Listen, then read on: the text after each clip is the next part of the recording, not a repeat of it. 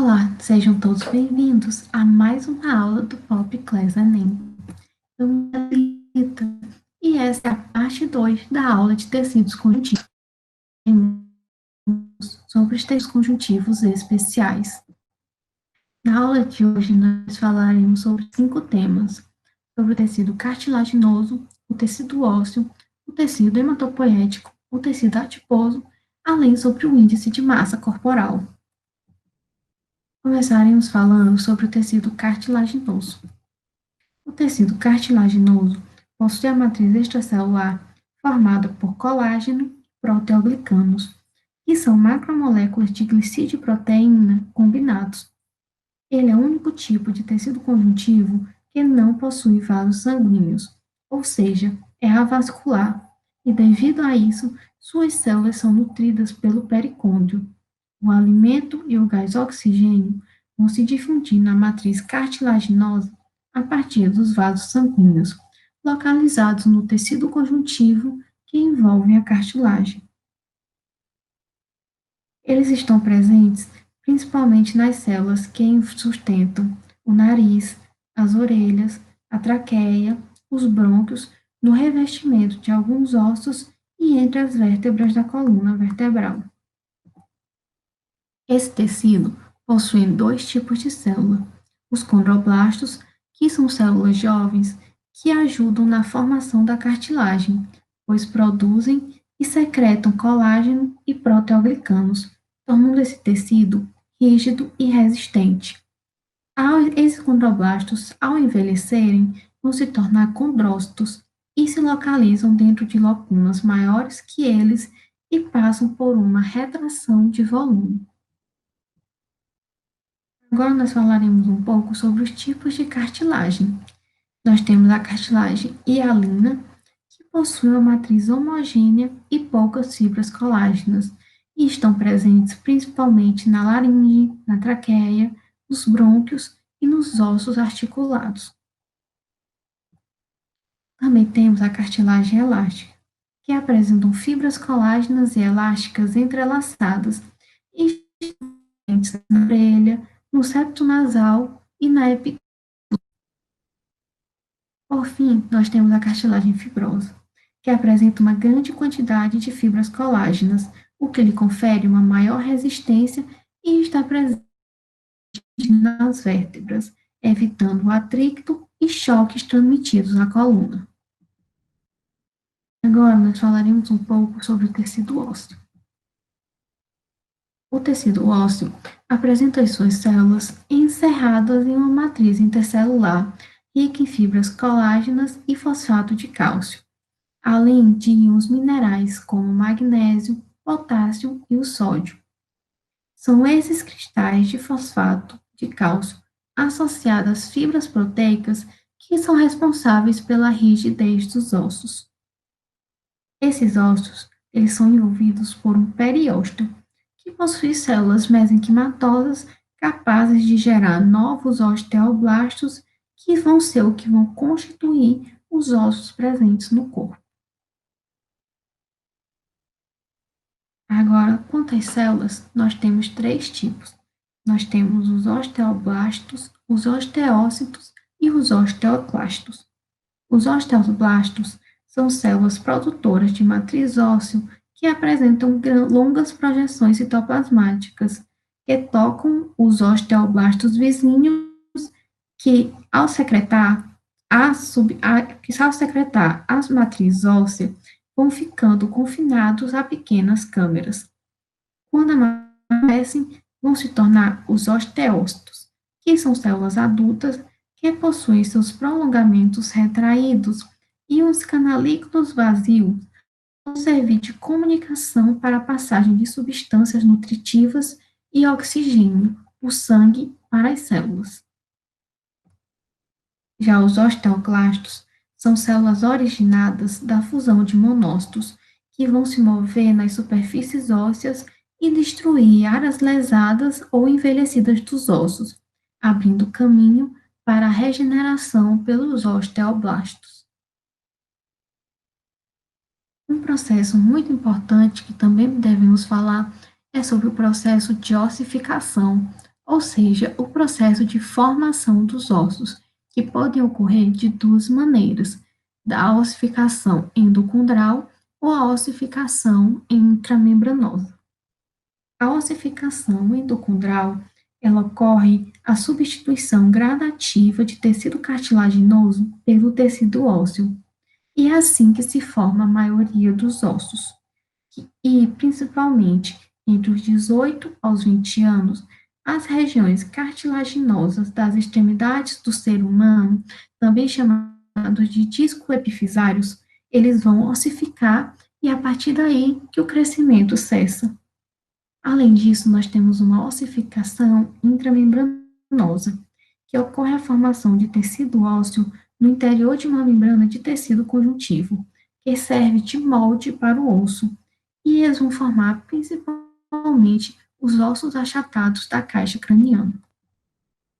Agora, nós faremos a questão do ano de 2019 do INEP, em que a poluição radioativa compreende mais de 200 nuclídeos, sendo que, do ponto de vista de impacto ambiental, destaca-se o césio 137 e o estrôncio 90. A maior contribuição de radionuclídeos antropogênicos no meio marinho ocorreu durante as décadas de 1950 e 1960, como resultado dos testes nucleares realizados na atmosfera.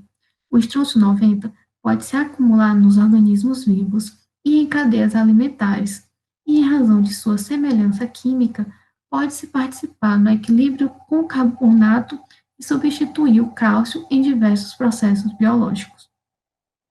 Ao entrar numa cadeia alimentar da qual o homem faz parte, em qual tecido do organismo humano o estrôncio 90 será acumulado predominantemente.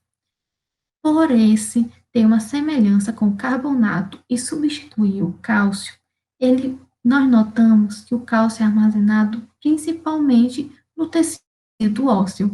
Então, nós vemos que a resposta é a letra E, tecido ósseo. Agora nós falaremos um pouco sobre o tecido hematopoético. O tecido hematopoético ele é responsável pela formação de diversos tipos de células sanguíneas. E eles estão presentes principalmente na medula óssea vermelha e em alguns órgãos como o timo, o baço e os linfonodos. Por ser um tecido muito especial, nós teremos uma aula futura sobre especificadamente esse tecido. Agora nós falaremos sobre o tecido adiposo, em que ele é caracterizado pela presença de células adiposas que são responsáveis pelo armazenamento de gordura. Os adipócitos são esféricos quando isolados, mas têm uma forma poliédrica quando justapostos para formar o tecido adiposo.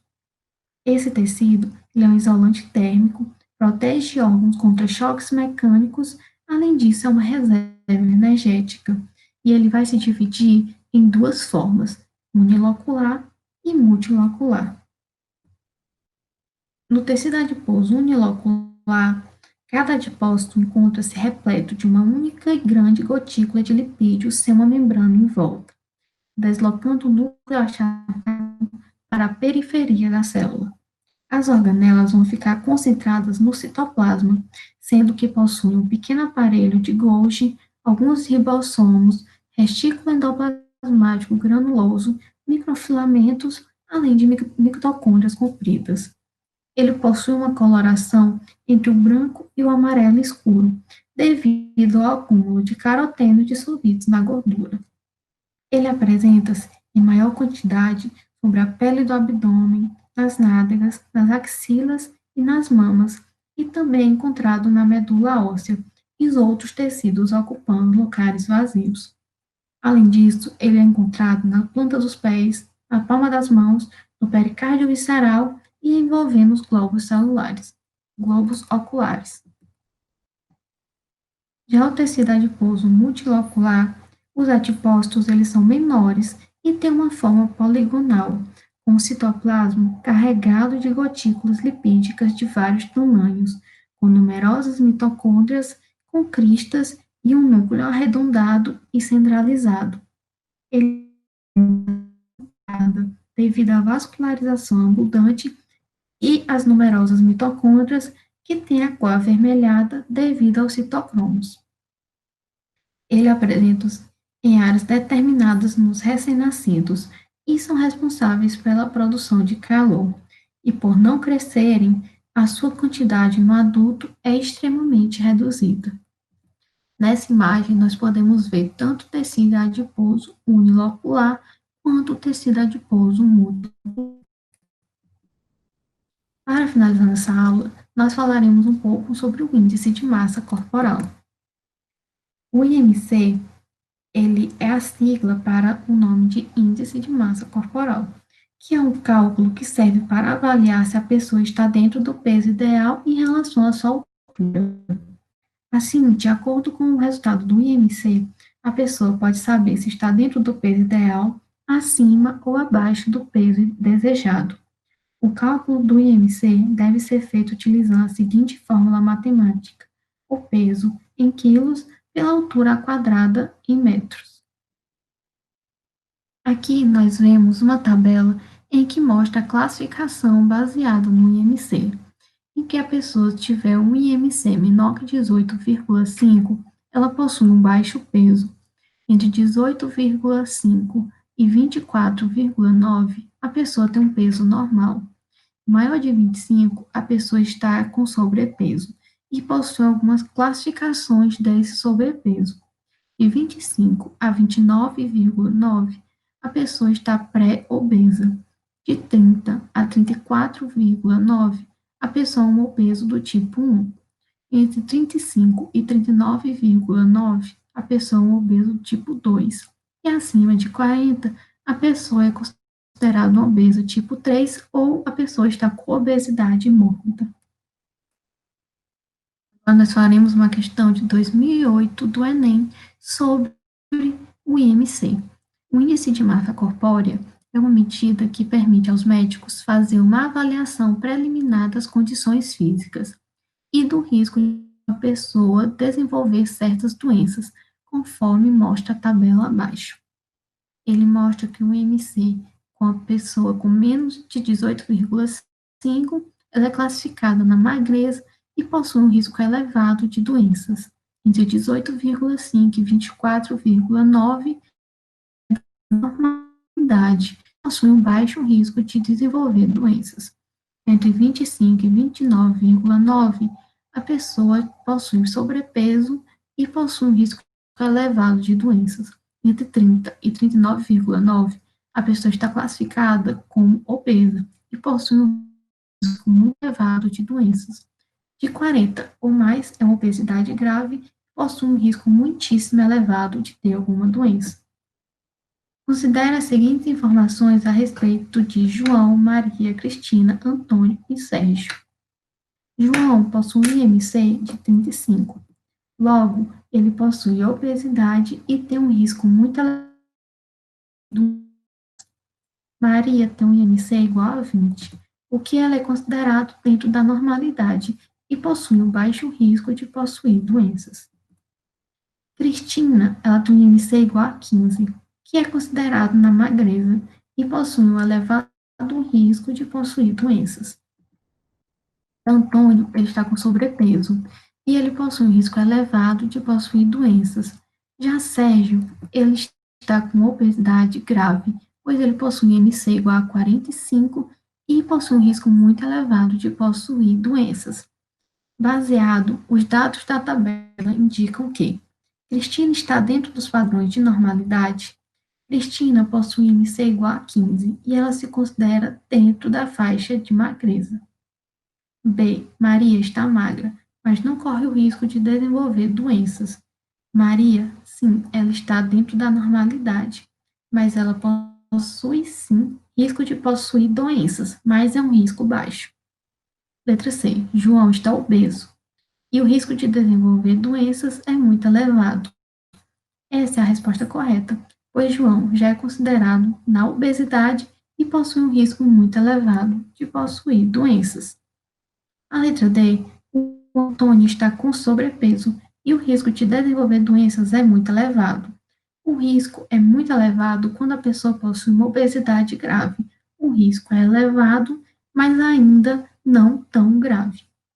E letra E, Sérgio está com sobrepeso, mas não corre risco de desenvolver doenças. Sérgio, ele está com obesidade grave e ele tem um risco muito elevado de desenvolver doenças. Para finalizar, nós iremos fazer uma questão de 2012, que conta com uma questão, uma tirinha do Garfield, em que ele fala: Puxa, como estou fora de forma. Só há uma coisa a se fazer. Não pode perder as banhas, amarre-as. A condição física apresentada pelo personagem da tirinha é um fator de risco que pode desencadear doenças como anemia, beriberi, diabetes, escorbuto ou fenilcetonúria. Nós sabemos que a obesidade tem problemas como a diabetes e a hipertensão, sendo a resposta correta a letra C, diabetes. Bem, gente, essa foi a aula de hoje. Muito obrigado por ficar. Nos siga em nossas redes sociais. O nosso Instagram é @popmorph. Deixe seu like, seu comentário, compartilhe com os amigos e até a próxima aula. Tchau!